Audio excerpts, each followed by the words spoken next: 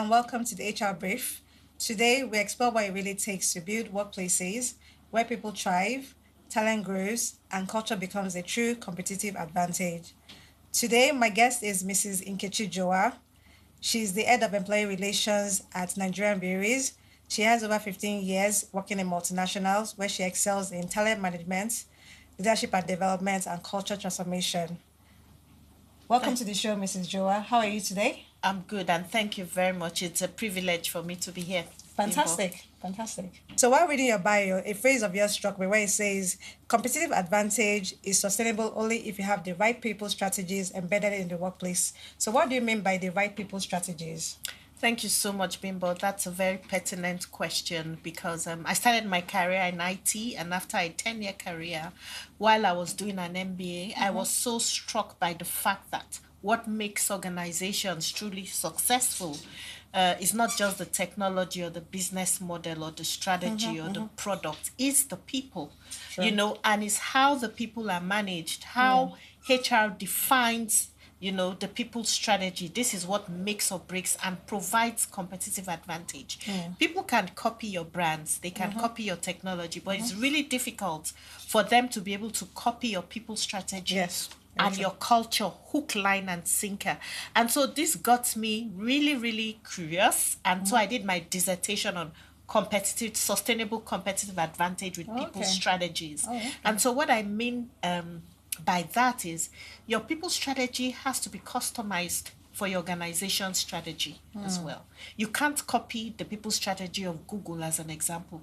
In as much as we see the great things they're doing, the Googles and so many of those successful organizations out there, it just will not work. And so this got me thinking around how do I want to grow in HR as someone who cross-functioned mid-career? Okay. And this is what drives me. This is why I'm in HR, to help the organizations I work for be really successful in the market, be really successful in executing their strategies. And this is reflected in the roles I've held and in the impact that I have also made. Thank you. That's great. So I'm just going back to a point you made while explaining that. So you said you have to customize these people strategies for your staff. I think that's the mistake most companies do. They just get, maybe they try and copy and paste from different companies. So you actually have to know and understand your staff. If that means you have to have like one-on-one conversation. But some people say, oh, they don't have time. That how can they have a conversation one-on-one with all their staff? I mean, if you have employees of like over 100 employees, how do you sit down and say you want to talk to them one-on-one and customize programs that will help them to actually perform effectively? Yeah. So I think that's the challenge. I don't know. I think that's what I see as a challenge for most companies where I have maybe over 100 employees that they can't actually customize those programs, or they don't have the time to customize those programs that will help their people work effectively. Yeah, I would like to add to that it's not just understanding the person, because HR is all about the human person. And one of the things that also inspires me in my profession is that I like to be part of crafting people's strategies that respect the dignity and the psyche of the human being, because it's all about the people. But to your point also, it's also all about having commercial acumen, knowing what your business is all about, how money is made, what the drivers of profitability are, but also what the hindrances are. If you look at Nigeria, for example, you see that it's quite a tough operating environment. There are challenges with infrastructure, with electricity, with security. So if you're just going to because you're working in a multinational, and what they send from Europe or from the US is going to work here, you are going to run into problems. And so customization means starting with the end in sight, looking at your business strategy, even as a HR person, fully understanding the drivers of success, having pictures of success, like I like to say. What does good look like for HR?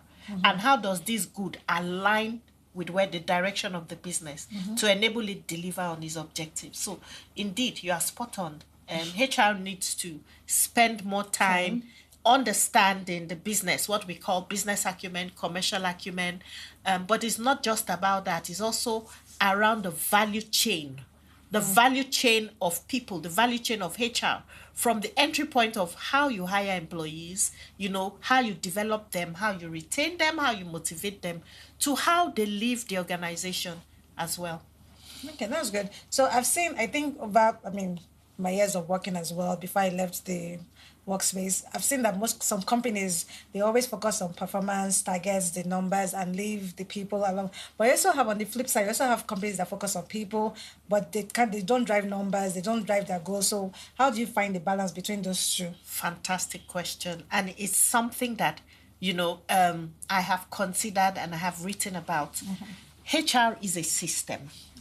And the danger is when you pick one aspect of the system and focus on it, without considering the other aspects of the system, there are problems. So, to your point, companies are driving hard numbers, they're driving performance, but they forget that they can be burnout. Yes. They forget that people need to feel well. They forget that people also need to have time off and to rest. Yes. But on the other hand, companies who are overtly people centric and then forget their numbers, there's money to be made, there's competition to Exactly. consider. So the big question is, what is the balance?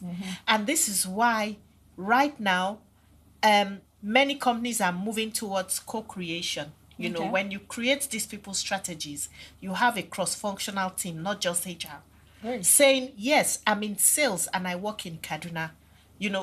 There's insurgency in Kaduna. So it means that I'm not able to come out at night, as an example. So you can't be pulling out people to say, okay, you are in trade in the night. For example, in my industry, some work happens in the evening because we have sales staff visiting outlets, beer parlors, places where it's at night that the work is done. We don't expect that from parts of northern Nigeria. Yes. You don't expect a woman with a young child to, day in, day out, she's closing by 7 p.m. It's going to make her demotivated. So HR must always be considered as a system made up of different parts and different practices. And, also my background in IT, if you have that coding and programming background, it helped me a lot in my career because there is always logic in considering systems. And these days, a lot of thought leaders are talking about HR professionals needing to have the competence of system thinking. Looking at the ecosystem of the organization, including the influences from the environment, like I've mentioned. Yes. If you look at Lagos, for example, traffic is a factor. So why will you hire someone who lives, far out on the outskirts, and the Exactly. person is coming on the island? Can Exactly. you do something if can you have a staff bus? Can you have some kind of hybrid working? Will it work for you? You must always think in that regard with the ecosystem in mind.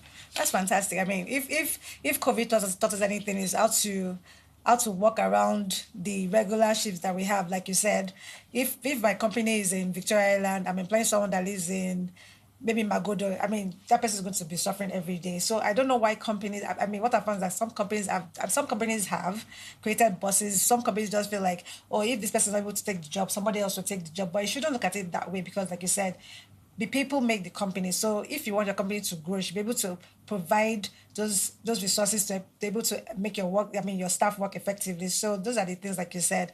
But just looking back on other things, what do you think are the strategies that have worked to attract and retain top talent in the fast growing economy that we have right now, especially in Lagos? With, Yeah. with also the current times of working, the flexible hybrid and all that. What is it? What will it take to attract top talent right now to retain them Yeah. in the current status that we are right now, especially in Lagos here? So, I mean, in my time, all it took then was apply for this job. Do they pay on time? Do they pay well? Right now, with the younger generation, not just the Gen Z, but even the millennials, they are looking at the company culture. They are looking at the employee experience that organizations provide. They are looking to have a life. Yes. And the employee experience, which is the journey, the moments that matter, in an employee's life, is one of the things that helps us win. And this is where HR comes in by facilitating employee experiences that really strike a chord. Whether it's in the way, you hire people, making it easy for people to know what it takes to enter your company. in the way you train people and develop them for careers, not just for the job you brought them in the way you reward them and compensate them. As you know, reward is not just money, it's Yes. also benefits, it's also time off, it's also recognition. There are people who leave high paying jobs, and when I interview them, they say, I'm living there because yes, I earned really well. Yes, I know I'm taking a pay cut, but I didn't have time for my family. I didn't have time for myself. I was falling sick. And so employee experience is very important. The second thing has to do with an organization that puts people in its strategy.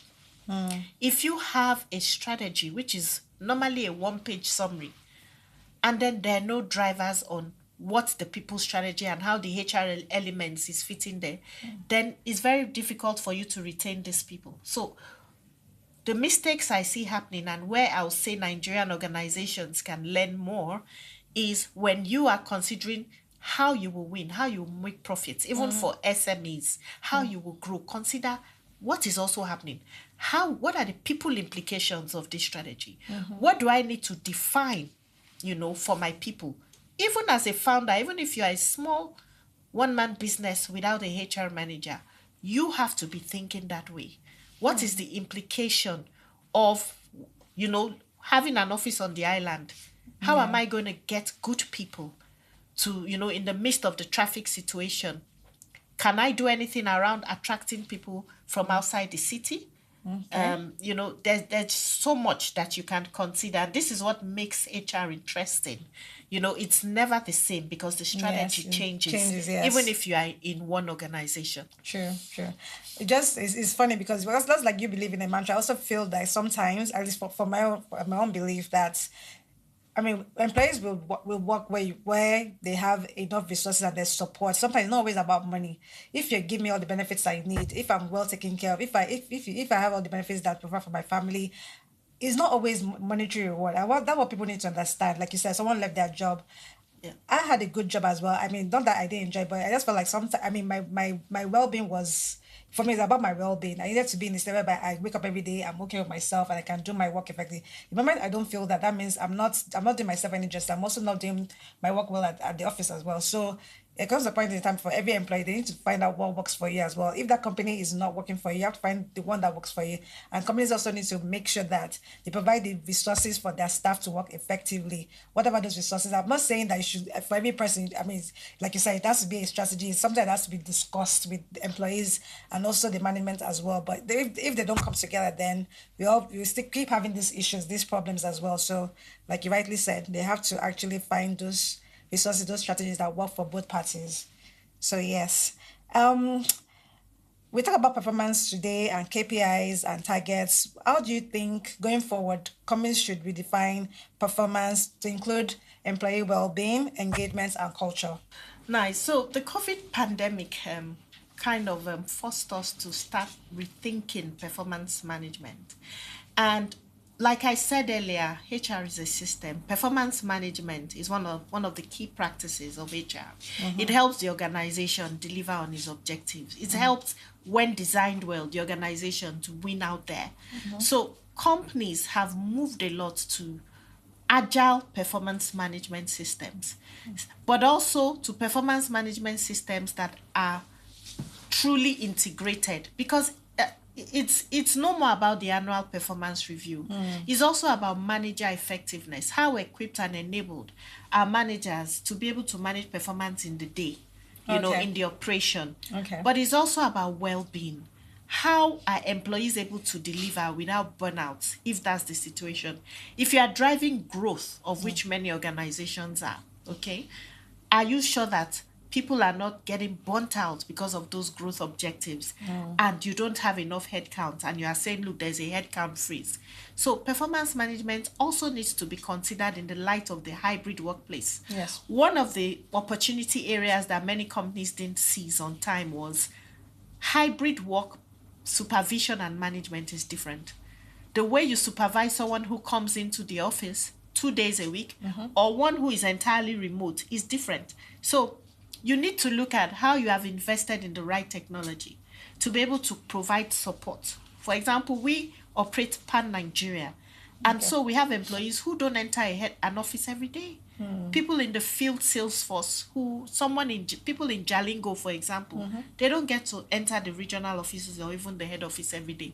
How are we able to provide them the right level of psychological safety? Because you are not seeing them. And so these are new challenges that present themselves, especially with hybrid and remote working. And all it takes is the right kind of customized performance management framework that helps people thrive.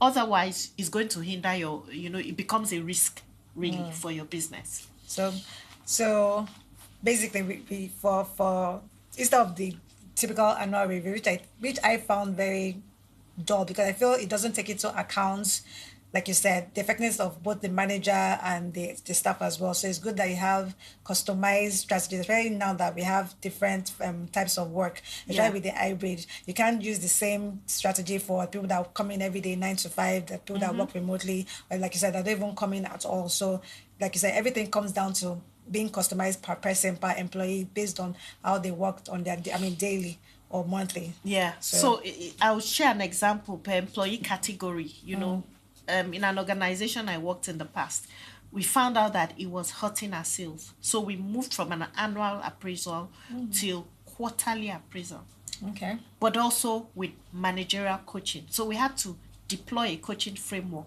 Okay. especially for the sales function, that Okay. spoke to their realities in the context of the environment where we operate. But it really worked because, the result for us was at the end of the year, we had better sales than when it was the annual sales review. Yes, the annual performance management Okay. review. So it's always looking at your employee category, but also at always the business strategy. The business strategy is the reference point Points for for everything. every HR professional in the Okay. work that they do. Okay, so just going back, when you said they had a coach, so was the coaching, was it after they had done the quarterly review? So was it like, okay, they found out the issues they had, and the coach was actually now called to work on those issues, or was it No. So what we did was to equip every manager in the sales function with coaching skills. okay, So they went to training journeys, not just one-time training events. Okay. Yes, where they learned this theory of coaching, but also the practice of coaching for the sales function. Because we realized that sales reps did not feel supported, particularly, those who didn't see their managers daily. daily? Oh, Yes, okay. and we really needed to address the underperformance that was happening. Okay. And so what worked for us in co-creating with the team was the team also felt, look, there needed to be more collaboration, and this came about by improving the managerial effectiveness Oh, okay. and also building coaching as a critical Part. critical capability in sales, not just for the numbers. Yes. Because there's this research that was done that we say skills are soft skills. Soft skills, yes. But in reality, every target. I've spent a lot of time as a strategic commercial HR leader, so I always think in numbers as well. Okay. But every target, 75% of the target you are given is driven by soft skill, by behaviors. So in reality, those soft skills drive the hard results more to than- 75%. that's true. Yes, and this is why you need HRP people who really, really are equipped with the right capabilities, in designing what the people responses are, what the people implications are, what the solutions are. Oh, Yeah. fantastic. Thank you for that. So, drawing from your experience working with global and multinationals, which you have, are there any strategies or HR practices that companies in Lagos here can adopt to our local context? Or like culture-wise, that we can adopt to fit into our own local context? So I would say it's not just Lagos. It would work anywhere in the world. Okay. Because the human person is the same. And a lot of those research, because HR is very much evidence-based these days, Yes. points to the fact that, for example, every human being craves recognition. Every human being craves salary that is good, benefits that is good, True. a nice looking office, the opportunity to work from home, the opportunity to speak their views. Yes. Every human being wants to be developed and trained. It doesn't matter where you are from. The one thing that I would want people to take away is, please consider that culture is what gets rewarded, what gets tolerated, and how people behave. It sounds very amorphous when you say culture. People Yes. think different things. True. But if you look at it, how do we want our employees to show up every day? What do we want the people who are frontline facing to the customers? Sorry, I've worked in FMCG all my life in the consumer goods sector. So I think very much the customer, the consumer. What do we want them to feel when we interface with them so that we can win? So that they choose our product, not the product of our competition. And this is why you must always talk about behaviors. And this is where leadership development, managerial development comes into place. Soft skills that we call soft skills comes into place. So this is what I would tell people, wherever, always consider culture in behaviors, in practices, in what gets rewarded and tolerated as you consider your business and your HR strategy. Oh, fantastic. Thank you so much, Mrs. Juwah. It's been, like always, it's been nice learning and, very insightful. So for us and my viewers out there, you read it first from her. We have to focus our strategies on people. People are they're very, very key and integral to our companies. And we have to customize our strategies. Very, very important. Business strategies is very, very, very key. So going forward in our business, we have to make sure that we in our strategies, everything we do, our people come first and our customers as well. So thank you so much. But before I let you go, we have a segment where I call HR Hot Seat. And in this segment, yes, it's called hire and fire. I'm going to ask you some questions and your response will be either to hire or to fire or to coach. So a leader who avoids difficult conversations. Do you hire? Coach. You coach. Okay. A company that promotes performers into management without training. Coach. Okay. Unlimited leave policy with no performance metrics. Coach. Okay. Exit interviews that are never reviewed. Coach. Okay, so I'm not going to the last one, exit interviews that are never reviewed. Yeah. Because I feel like most times people call you, they say, when someone is leaving, they come in and they say, okay, I have exit interviews, but are they actually reviewed to make sure that, okay, why did this person leave and what can we do better for, okay, anybody else coming in, what can we put in place so that another person doesn't come again and leave? So yeah, so my because HR is all about dealing with the human person, as I said, and the human person is quite complex. True. So my I would say my personal philosophy is coach before firing. Okay. Because sometimes a lot of people don't realize, sometimes they just haven't had that experience based on all of this. So there's always that opportunity to coach and then let the person set very clear standards. And then if the person falls short, then you can talk about firing. Sure. About that. So because otherwise you don't want to be that organization that is ruthless. Because it also affects the culture. Yes. But it doesn't mean that you don't fire, but the standards are clear. I mean, I've been in performance discussions with people and they agree that they need to leave because, the standards were very clear. Yes. And that's what we as HR, that's part of why we are hired, to make sure that clarity exists in all the people processes, to make sure that people know exactly what good looks like, to make sure, like I always like to borrow from the commercial function, that the picture of success is very, very clear. I know, no matter my level in the organization, whether I'm the MD or I'm entry-level person, I know what I should be delivering on a day-to-day basis, and I am equipped, with the right tools and competencies to deliver. Okay. So what advice would you give for someone that is just starting out their career in HR? Well, this is a really interesting question because a few days ago, I started to write an article for LinkedIn. Ooh. Oh, wow. I write quite a bit on LinkedIn these days, and it was what I would tell my younger HR self. Oh, wow. That's nice. So for people who just start out in HR, you need to examine your motivation for joining the profession. HR is not about being a people person. Sometimes you interview people and they say, well, I'm a people person. No. Because sometimes people can also drive you crazy, right? Yes. It's about believing that human capability provides for the biggest impact in any organization. Sure. and that you want to be able to, influence human capability as a HR practitioner. Yes. So it's not just a profession for me, it's a vocation, it's a call. And this was why after doing 10 years of IT, I haven't looked back, in over 15 years, not because it's been easy, but because it's been worthwhile. It's really, you can see the impact Facts, yes. of what you do on the people. And for me, this is the best job that anyone can have. So really, really consider, do you really believe that human capability, the human person, is the biggest driver of success in organizations? And then, second, please, please, please make sure that you learn evidence based HR strategies, because I like to talk about HR as also being a science and an art. So the science bit of HR is there's loads of research out there by loads of academics, consultants and practitioners that have studied a lot of things. Acquaint yourself with these strategies. Acquaint yourself with these training programs. Acquaint yourself with these books and journals, and be the best HR person you can be, whether you are just getting in or you are even mid-career or senior. Thank you. Thank you for listening. Till next time, keep building better workplaces.